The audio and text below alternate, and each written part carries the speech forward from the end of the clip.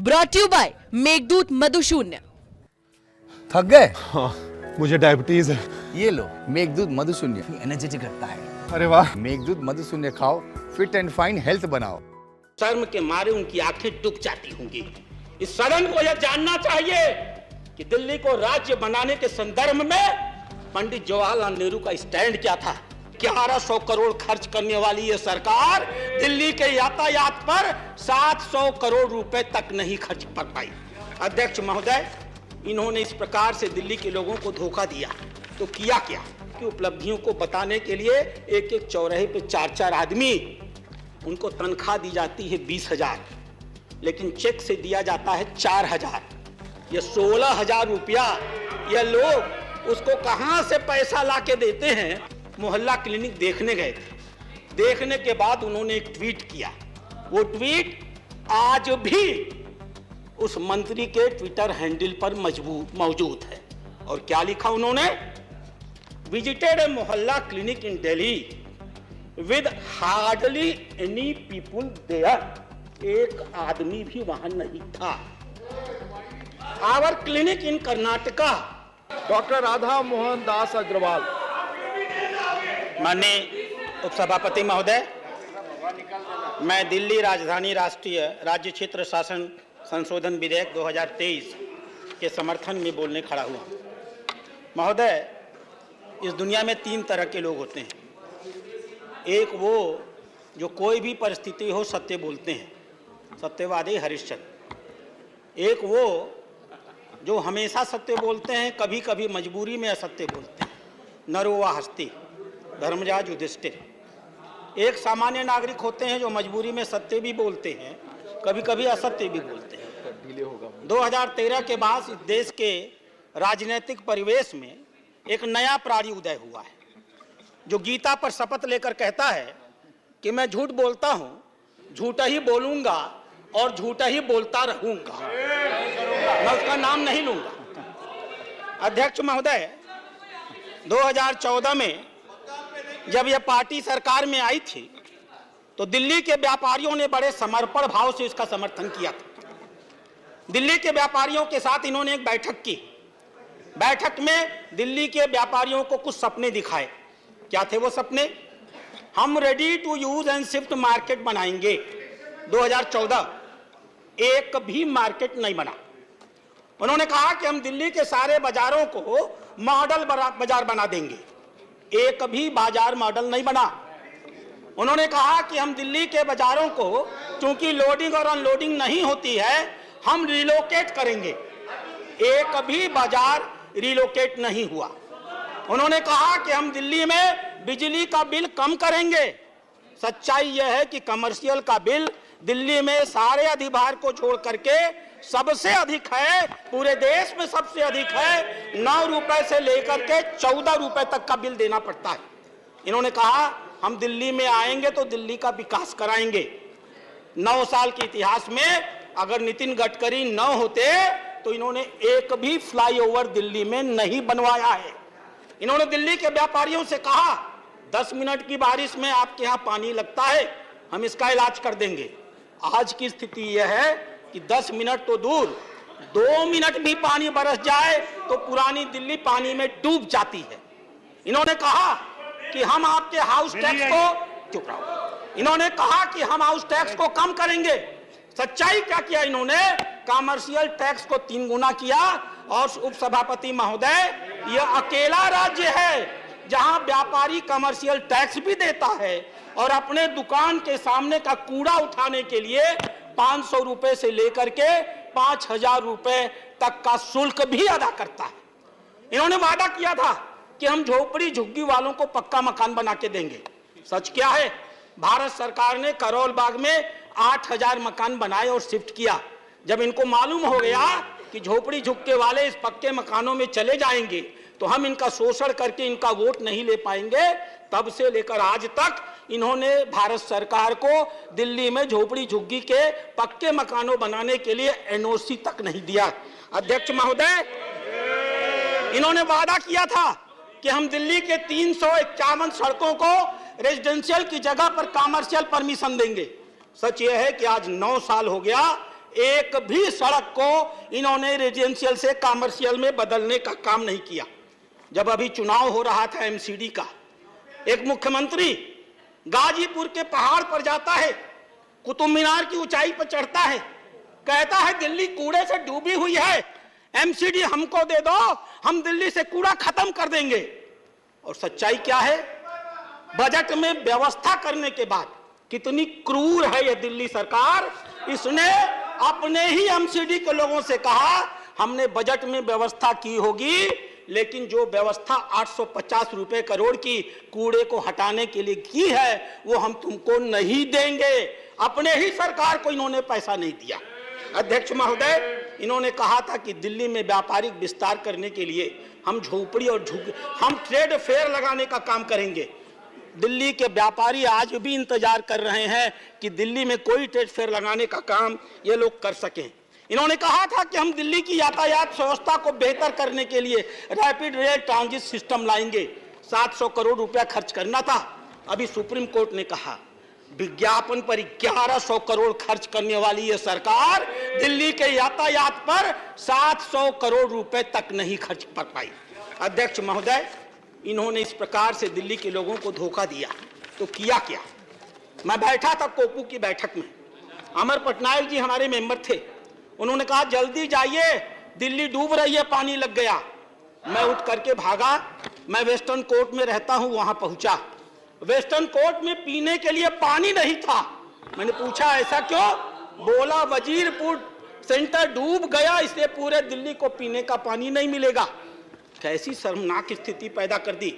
पहली बार अध्यक्ष महोदय 2019 में 8 लाख क्यूसेक पानी छोड़ा गया था और दिल्ली में कोई भी बाढ़ नहीं आई थी। इस साल सिर्फ 3,59,00,000 क्यूसेक पानी छोड़ा गया और पूरी की पूरी दिल्ली डूब गई। इसलिए डूब गई कि इन्होंने काम भी नहीं किया। 2 साल तक सिंचाई विभाग की बोर्ड की इन्होंने बैठक नहीं की। बैठक की डेट तय की, दिल्ली ने मुख्यमंत्री ने आने का वादा किया, मुख्यमंत्री गायब हो गया। दूसरी महिला मंत्री पहुंची, वो भी गायब हो गई। आज तक इन्होंने दिल्ली को यमुना के बाढ़ से रोकने के लिए 9 साल की सरकार हो गई, किसी प्रकार की कोई व्यवस्था नहीं की। इन्होंने किया क्या? परिवहन बस घोटाला किया। इन्होंने किया क्या? उपराज्यपाल ने अभी 437 लोगों को निकाला है। कोई सलाहकार था, कोई रिसर्च फेलो था, कोई विशेषज्ञ था, कोई रिसर्च एसोसिएट था, कोई कंसल्टेंट था। और वास्तव में क्या था? कोई किसी विधायक का आसपास का था, उसका भाई था, कोई किसी मंत्री का रिश्तेदार था, कोई आप पार्टी का कहीं का कन्वेनर था। ऐसे ऐसे लोगों को इन लोगों ने आरक्षण के सारे नियमों को धता बताते हुए बिना प्रॉपर तरीके से 60,000 से लेकर के 1.5 लाख तक रुपए तक की मासिक वेतन पर रखने का काम किया। और सबसे बड़ी बात, दिल्ली के 150 ऐसे चौराहे हैं अध्यक्ष उपसभापति महोदय, जहां अगर आप जाएंगे तो आदमी अपने हाथ में तख्ती लेकर खड़ा रहता है दिल्ली के सरकार की उपलब्धियों को बताने के लिए। एक एक चौराहे पे 4-4 आदमी, उनको तनख्वाह दी जाती है 20,000, लेकिन चेक से दिया जाता है 4,000। ये 16,000 रुपया ये लोग उसको कहां से पैसा लाके देते हैं? शायद अगर ये बताते तो बहुत बेहतर होता। और अध्यक्ष महोदय, जिसका सबसे बड़ा ढिढोरा पीटते हैं, मोहल्ला क्लिनिक। अभी कर्नाटक के स्वास्थ्य मंत्री आए थे, इनके स्वास्थ्य मंत्री के साथ अभी वो एक मोहल्ला क्लिनिक देखने गए थे। देखने के बाद उन्होंने एक ट्वीट किया। वो ट्वीट आज भी उस मंत्री के ट्विटर हैंडल पर मौजूद है। और क्या लिखा उन्होंने? Visited a mohalla clinic in Delhi with hardly any people there. एक आदमी भी वहां नहीं था। Our clinic in Karnataka have more facilities including laboratories to be immediately tested. यानी वहां पर हमारे कर्नाटक में ऐसी लैबोरेटरीज हैं जो तुरंत जांच कर लेते हैं। और आगे क्या लिखा? I guess it is a over hyped stand and I come back feeling disappointed, यानी इन लोगों ने No, no अध्यक्ष जी comment. छोड़िए उन्हें, Madam, please. यानी No comment. उन लोगों ने ये कहा कि इन लोगों ने सिर्फ शब्द बयानी की है, झूठ बोला है, मुझे तो यहां से बहुत निराश होकर जाना पड़ेगा। और अध्यक्ष महोदय, जब कर्नाटक के स्वास्थ्य मंत्री यह कह रहे थे तो अभी तो जुमा 1 महीना उनको आए हुआ है, वो भारत के कर्नाटक की भाजपा सरकार की उपलब्धियों को बता रहे थे। अध्यक्ष महोदय, उपसभापति महोदय, अभी माननीय सिंघवी साहब यहां बोल रहे थे और हमसे बता रहे थे मार्गदर्शक मंडल की बातों को मानो, थोड़ी भी शर्म होती।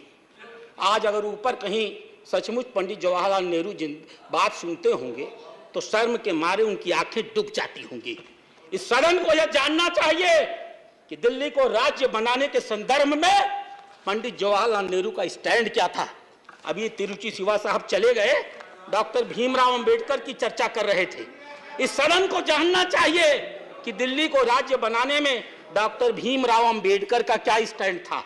संविधान सभा ने एक कमेटी बनाई थी, उस कमेटी का एक निर्णय आया पट्टाभी सीतारमैया कमेटी का।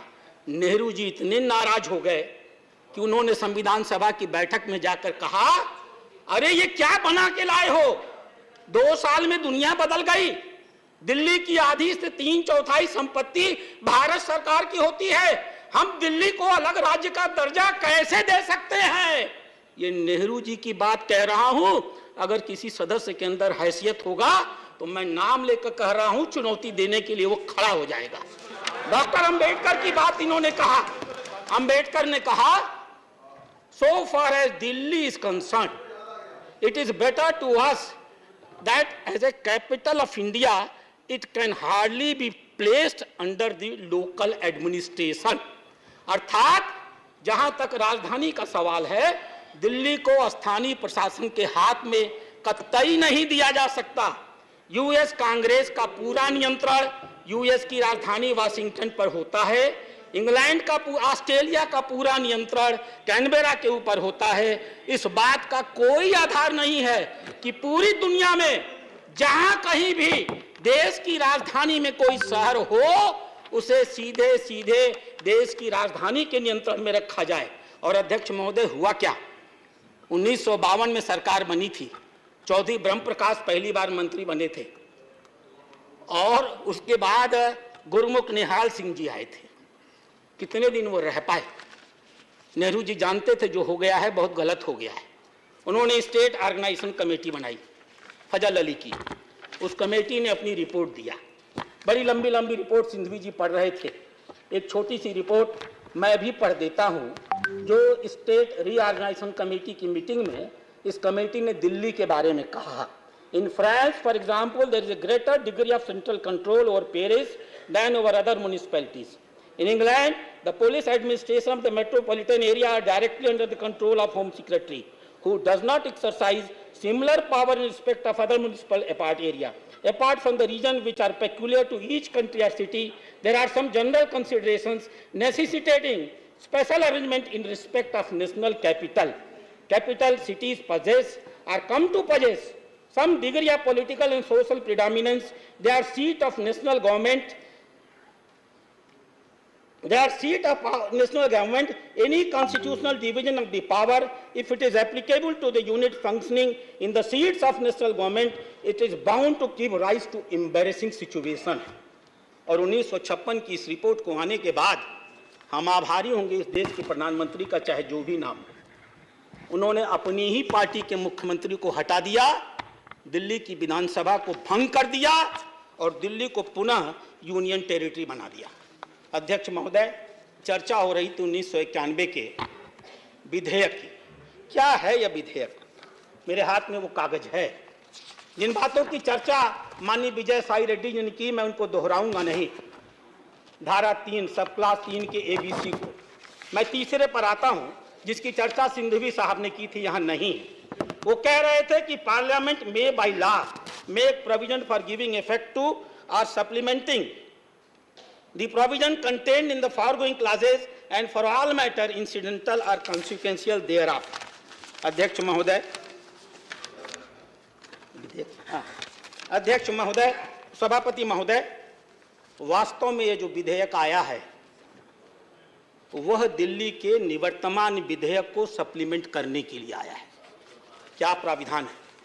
9 साल ये सरकार रहे, इन्हें मालूम था कि एंट्री 41 होती है, इन्हें मालूम था कि एंट्री 41 में लिखा हुआ है स्टेट पब्लिक सर्विस कमीशन, इन्हें मालूम था कि इनके सरकार में आने से लेकर 9 सालों तक दिल्ली में कोई स्टेट पब्लिक सर्विस कमीशन नहीं है, यूनियन पब्लिक सर्विस कमीशन के अधिकारी काम करते हैं। अगर ये प्रशासन चलाना सचमुच चाहते, साई रेड्डी साहब ने सही कहा, मैं उस शब्द का प्रयोग नहीं करूंगा, अगर ये सचमुच चलाना चाहते सभापति महोदय तो इन्होंने 2014 में ही स्टेट पब्लिक सर्विस कमीशन बना लिया होता और अपने कर्मचारियों की नियुक्ति कर ली होती। सच क्या है महोदय? यह कानून स्टेट पब्लिक सर्विस कमीशन की स्थापना करता है, आर्टिकल 41 को जमीनी धरातल पर लागू करता है और लिखता है दिल्ली राजधानी राज्य क्षेत्र में समूह ख अराजपत्रित और समूह ग पदों पर नियुक्ति के लिए भर्ती अभिकरण दिल्ली अधीनस्थ सेवा चयन बोर्ड बनाया जाएगा। तो अध्यक्ष महोदय, सभापति महोदय, वास्तव में यह विधेयक दिल्ली सरकार को इंपावर करने वाला विधेयक है। मैं अब अपनी बातें खत्म करूंगा। आपने विपक्ष के नेता को सुना है, बड़े दिन बाद बहस हो रही है और अच्छी बहस हो रही है। थोड़ा देर हमको भी जैसे उन्हें बोलने दिया मुझको भी बोलने दीजिए। अध्यक्ष महोदय, सभापति महोदय, ये लोग कोर्ट के निर्णय की बात कर रहे हैं। क्या है कोर्ट का निर्णय? पढ़ा है किसी ने? कोर्ट के निर्णय के 2 हिस्से मैं आपको पढ़ के सुनाना चाहूंगा। एक हिस्सा कहता है, ये लिखित निर्णय है मेरे पास, ये पूरी किताब है कोर्ट के निर्णय की, मैं शब्दों को साहित्य के आधार पर बोल रहा हूं। कोर्ट का निर्णय कहता है, the parliament has legislative competence over all the matters in the list 2 and the list 3 in relation to the NCTD, including the entries which have been kept out of the legislative domain। बस मैं समाप्त कर रहा हूं। और अंतिम बात क्या कहा कोर्ट ने? ये लोग ले दही दे दही वाले हैं। प्लीज कैसे? अंतिम लाइन सबसे, आप तो विधि विशेषज्ञ हैं, आपसे अधिक कौन जानता है हुजूर? उन्होंने कहा, we have answered the issue refer to the constitution bench. हमको एक इशू रेफर किया गया है, हमने उसका जवाब दे दिया। बाई द ऑर्डर डेटेड 6 मई 2022, 6 मई 2022 को हमें एक इशू रेफर किया गया था, हमने उसका जवाब दे दिया। The registry shall place the paper of this appeal before the regular bench for disposal. यानी डिस्पोजल करने के लिए माननीय उच्च न्यायालय के इस निर्णय को आप जानते हैं सभापति महोदय, इसे रेगुलर बेंच में जाना था और वहां का निर्णय आना था, लेकिन यह रात में अधिकारियों के घर में घुसना, उनके यहाँ लाठी पोठी चलाना, अधिकारियों को मारना, सतर्कता विभाग के कागज निकालना। मैं खाली एक चीज जानना चाहता हूं, उन कागजों में था क्या जिसको ये निकाल के लाना चाहते? मैं धन्यवाद देता हूं इन लोगों को। अध्यक्ष महोदय, खुल चुकी है इनकी कलियत, जान चुके हैं दिल्ली के लोग। और आने दीजिए लोकसभा का चुनाव, ये 2 मिल गए हैं जो आपस में ना, ये हमको समझाना चाहते हैं आत्मा की आवाज। ये हम भाजपा के लोग हैं, सिद्धांत से जीते हैं, आपकी तरह अवसरवादी नहीं है कि कल एक दूसरे को गाली देते हैं। कितनी शर्मिंदगी होती है। नेहरू जी जब सुनते होंगे कि ये हमारे परनाती महोदय हमारी पार्टी को डुबा करके ही मानेंगे। मैं इसी के साथ अपनी बातों को समाप्त करता हूं। डॉक्टर